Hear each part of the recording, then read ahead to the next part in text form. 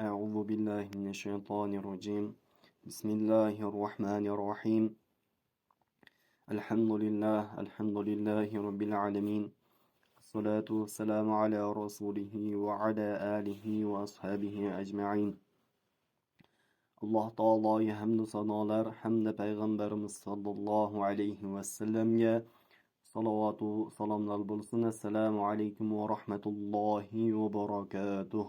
Bugungi darsimiz fa harfi bo'lib, bu harf o'zbek tilida kelmagan, ya'ni kichik f bo'lib hisoblanadi, ya'ni ikki tishda orasida tishlanib til fa deb o'qiladi.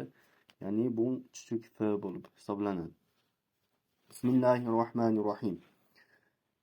Fa, fi, su, bas, sib, ثم ثن ثمر ثمن ثور ثوب ثيب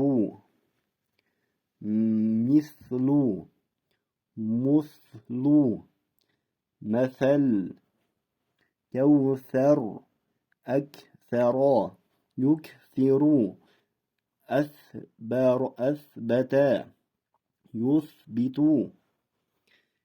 استكثر يستكثر استثقل يستثقل. Hop, bu yerda s harfi bilan kichik f harfini ajratib o'qishni o'rganamiz. Bu joyda o'zimizda o'zbek tilidagi s, bu joyda esa fa kichik f, ya'ni arab tilidagi kichik f bo'lib hisoblanadi. Samar, samar, sabtu, sabtu, salfu, salsu, salfu. Bu tevasida 3 ta nuqtasi turgan f, ya'ni tilda tishlanib o'qilyapti. Bu esa o'zimizda o'zbek tilidagi tiniq chiqarilgan s bo'lib o'qilyapti. Xo'p do'stlar, endi so harfini o'tamiz. So harfi arab tilidagi harflardan biri bo'lib hisoblanadi, ya'ni o'zbek tilida uchramaydi. So harfining ustida fatha a kelsa o bo'lib o'qiladi hamda yo'g'on o'qiladi. So, so, si, su, sum, sif, fas, saraf, صبر بصر قصب نصر ينصر استبصر يستبصر. Oldingi darslarimizda o'tganmiz, ro harfi, qo harfi yo'g'onroq o'qiladi deb, bu so harfi ham yo'g'onroq talaffuz qilinadi. Mana bu joyda qosobi, qosobi, qo ham, so ham yo'g'onroq o'qilinyapti va b harfi qalqala bo'linyapti. B, q, qo harflari qalqala bo'lib o'qiladi. Xo'p, mana bu joyda sa harfi hamda sod harflarini ajratib yozibdi. Ajratib o'qing debdi.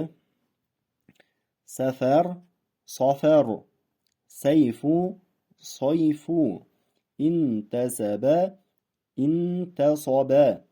Ya'ni s harfining ustida a o'qilyapti, sod harfining ustida o o'qilyapti. Shularni e'tibor berib ajratib o'qishimiz kerak bo'ladi.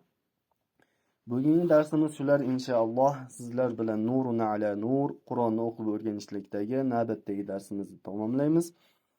Kanalimizda yangi bo'lsangiz, kanalimizga obuna bo'lib qo'ying hamda bitta like bosib Qur'on o'qishni bilmagan do'stlaringizga videoni jo'natib qo'ying.